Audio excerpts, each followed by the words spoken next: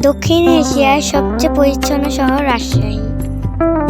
ঘুরে এলাম প্রত্নতাত্ত্বিক নিদর্শনের জেলা রাজশাহীতে। আমাদের ভ্রমণের গল্পটা শুরু কমলাপুর রেল স্টেশন থেকে। চড়ে বসলাম রাজশাহী গ্রামে সিল্ক সিজি ট্রেনে।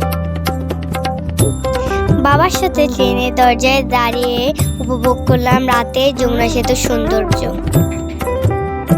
রাজশাহীতে এসে উঠলাম রাজশাহী পর্যটন হোটেলে। হোটেলটি অনেক সুন্দর ও পরিপাটি। এখন আমরা যাচ্ছি রাজশাহী বিশ্ববিদ্যালয় আমার মায়ের ডিপার্টমেন্টের একটা পুনর্মিলনী অনুষ্ঠানে যোগ দিতে। অনুষ্ঠানের পাশাপাশি সারাদিন ঘুরে দেখলাম সম্পূর্ণ বিশ্ববিদ্যালয় চত্বর। আমার তো সবচেয়ে ভালো লেগেছে প্যারিস রোডটি।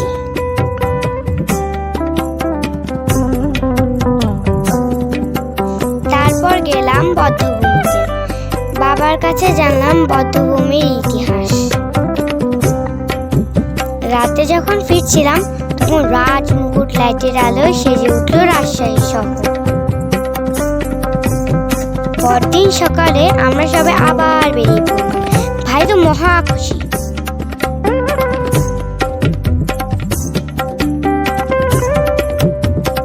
প্রথমে আসলাম রাজশাহী নব থিয়েটারে। ঘুরে দেখলাম নব থিয়েটারটির চারপাশ।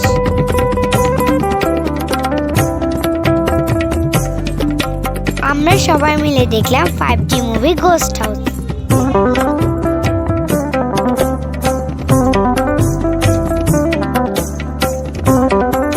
এরপর নব থিয়েটারে বিশাল পর্দায় দেখলাম মহাকাশের নানান অজানা তথ্য।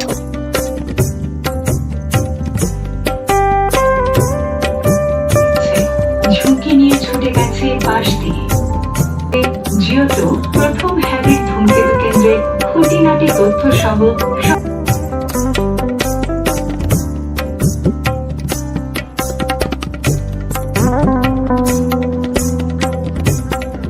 এরপর রাজশাহী কলেজ দেখে চলে এলাম প্রত্নতাত্ত্বিক নগরী পুটিয়াতে। এটি ছোট গোবিন্দ মন্দির আর তার পাশে অবস্থিত বড় আহ্নিক মন্দির।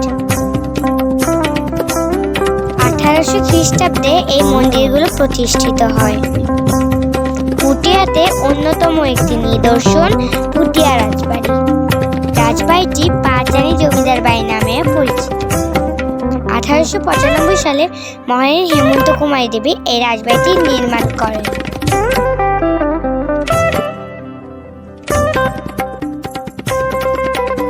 রাজবাড়ির সামনে রয়েছে সুন্দর একটি দোল মন্দির।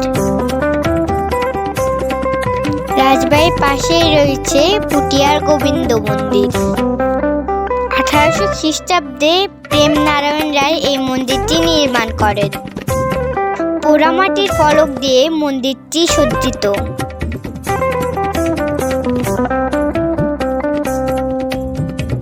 পুটিয়া বাজারের পাশে অবস্থিত পুটিয়া শিব মন্দির। 1823 সালে রানী ভুবনময়ী দেবী এই মন্দিরটি প্রতিষ্ঠা করেন। দক্ষিণ এশিয়ার সবচেয়ে বড় শিবলিঙ্গ এই মন্দির প্রতিষ্ঠিত।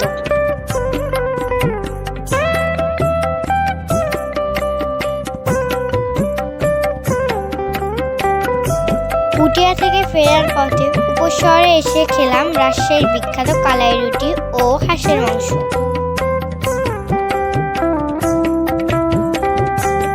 পরদিন সকালে বাবার সাথে আসলাম পদ্মার টি বাঁধে। শহর রক্ষা বাঁধের পাশাপাশি এই বাঁধটি রাজশাহীর অন্যতম বিনোদন কেন্দ্র। এরপর আসলাম বাংলাদেশের সর্বপ্রথম জাদুঘর রাজশাহী বরেন্দ্র জাদুঘরে।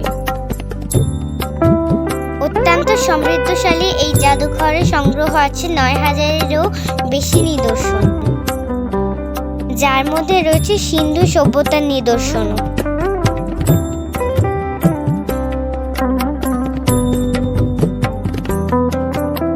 রাজশাহীকে বলা হয় রেশম নগরী। এখন এখন আমরা যাচ্ছি সপুরা সিল্ক সিটিতে।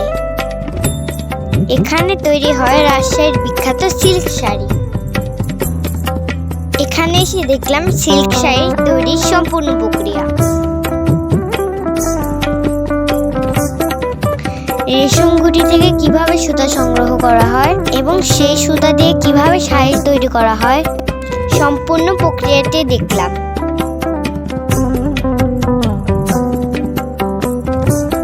এখানে যারা শাড়ি তৈরি করেন তারা অত্যন্ত আন্তরিক।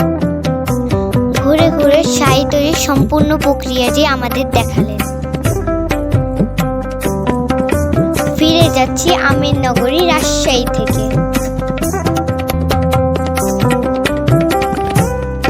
আমাদের এবারের ভ্রমণে নতুন মাত্রা যোগ করে দিল মেট্রো রেল ভ্রমণ। সবাই ভালো থাকবেন, ধন্যবাদ।